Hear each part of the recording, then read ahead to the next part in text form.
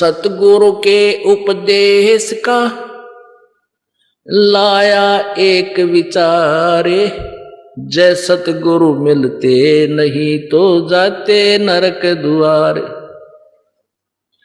नरक द्वार में दूत सब करते खेचा ताने, उनसे कभू ना छूटता फिर फिरता चारों खानी। कबीर चार खानी में भरमता कभू न लगता पारे, सो फेरा सब मिट गया मेरे सतगुरु के उपकारे। अब वो परमात्मा कबीर देव है जिन्होंने पहले ही वेदों वाला ज्ञान अपने सूक्ष्म वेद में सच्चिदानंद घन की वाणी में कबीर वाणी में लिखा था। जब ही सतनाम हृदय धरो भयो पाप को नासे, जैसे चिंगारी अग्नि की भाई पड़े पुराने घासे। कहते हैं जब ही सतनाम जिसको मिल गया हृदय उसके दरिया जागा, जो शरण में रहेगा आखिरी सांस तक और भक्ति करता रहेगा, गुरु मर्यादा में रहेगा, तो फिर उसके सभी संचित और प्रारब्ध कर्मों के पापों को परमात्मा नष्ट कर देता है। अब जैसे अब आपके ऊपर आपत्ति आई हुई है और आप किसी संत के पास जाते हो तो पहले जाते ही आपका जंतर मंत्र अपना जरूर बताओगा, ये कर ले वो कर ले, इतना दान कर दे, 5 कन्या जमा दे कि तो कीड़ियों को आटा डाल दे, यानी जैसा भी उसके पास मूर्ख बनाने का मैटर है वो आपको जाते बताओगा। फिर कुछ राहत नहीं मिलती तो फिर वहां से आप खिसकोगे, दूसरे के पास जाते हो, फिर तीसरे पे, तो थोड़े बहुत जो विद्वान कहलाते हैं वो लास्ट में अपने जंतर मंत्र करने के बाद कह देते हैं कि ये तुम्हारे प्रारब्ध में लिखा हुआ है, ये समाप्त नहीं हो सकता, ये तो भोगने से ही कटेगा, ये तो भोगना ही पड़ेगा। और आप परमात्मा की भक्ति करते रहो, आगे पाप नहीं होगा, आगे दुख नहीं होगा। अब पुण्यात्माओं कोई दुखी व्यक्ति है, जैसे कांटे वाला उदाहरण आपको दिया, पैर में कांटा लग रहा है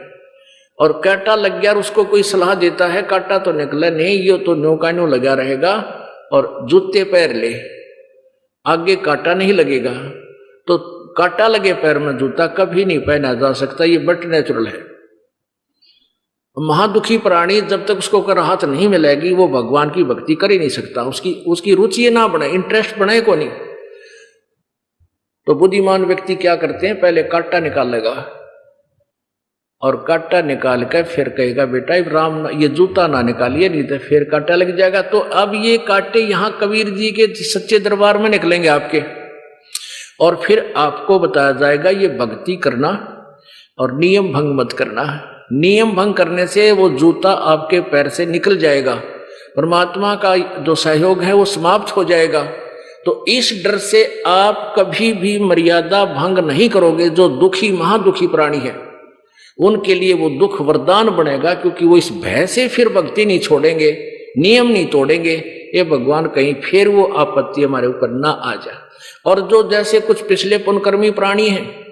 और वो चलो प्रेरित होकर के किसी के सुनने से पुण्यों के प्रभाव से यहाँ सत्संग में आ जाते हैं, नाम भी ले लेते हैं,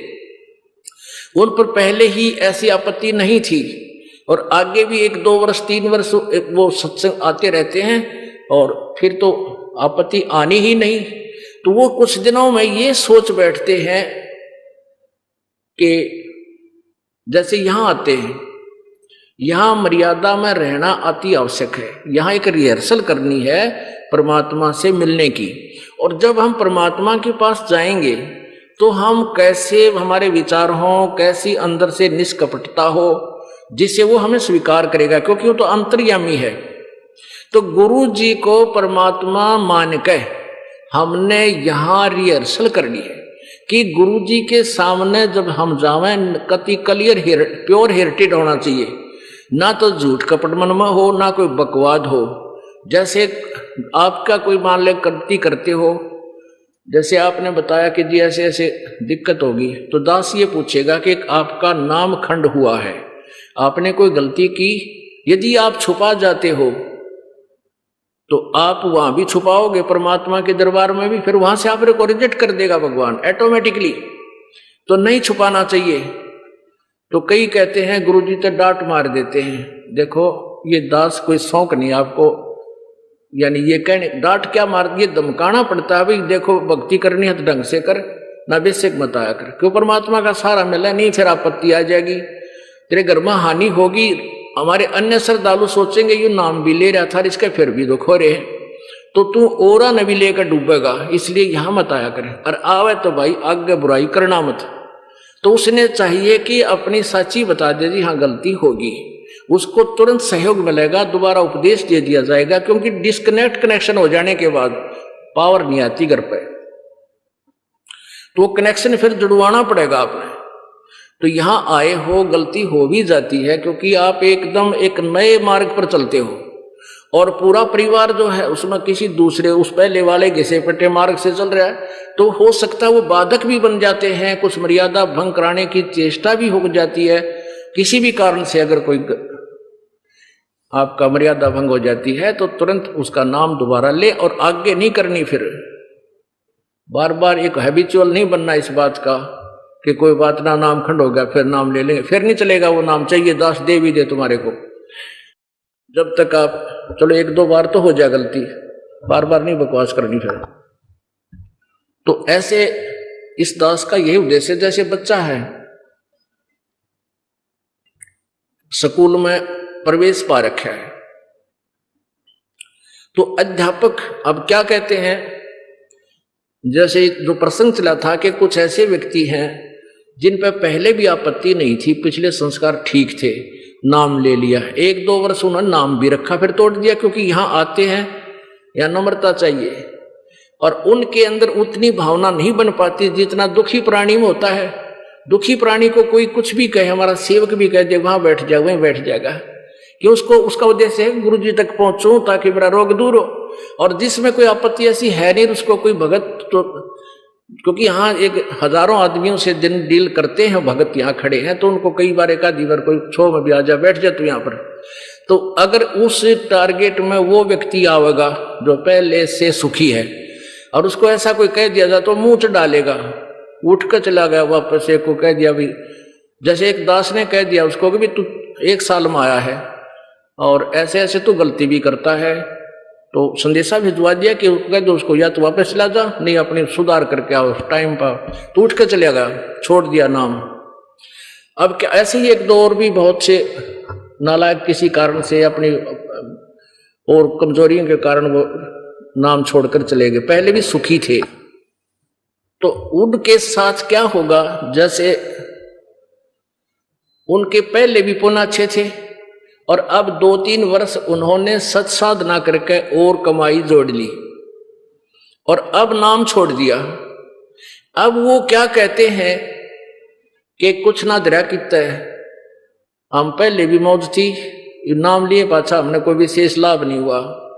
और अब भी हम सुखी हैं, 4 साल हो गए नाम छोड़ दिया, अब हमें कोई आपत्ति का सामना नहीं करना पड़ता। खूब शराब भी पीने लग गए, ताश भी खेल रहे हैं वो लोग, और भी बकवाद करें और भक्ति भी कर लेते हैं वो जैसी पहले करते थे। अब उनका क्या होगा कि जैसे पहले पूर्व जन्म के बैटरी भी चार्ज थी और 2-3 वर्ष उनका चार्जर फेर लग गया, वो और थोड़ी सी चार्ज होगी। अब जब तक ये पुण्य उसके 3 वर्ष वाले पुण्य चलेंगे, अब भी नए जो है ये बहुत गजब के पुण्य बन गए उसके, तो ये हो सकता है इस जीवन में भी काम दे, आगे एक आध जीवन में और भी दे दे, लेकिन वह आगे चार्जर नहीं है तो वो बैटरी डाउन होएगी, डिस्चार्ज होएगी और एकदम आपत्ति आएगी, इसी जन्म में भी आ सकती है। ये आप जी के लिए उदाहरण दास दे रहा है कि ऐसे व्यक्तियों को देखकर तुम अपने मन को मैला मत करना, इस ज्ञान को आधार बनाना।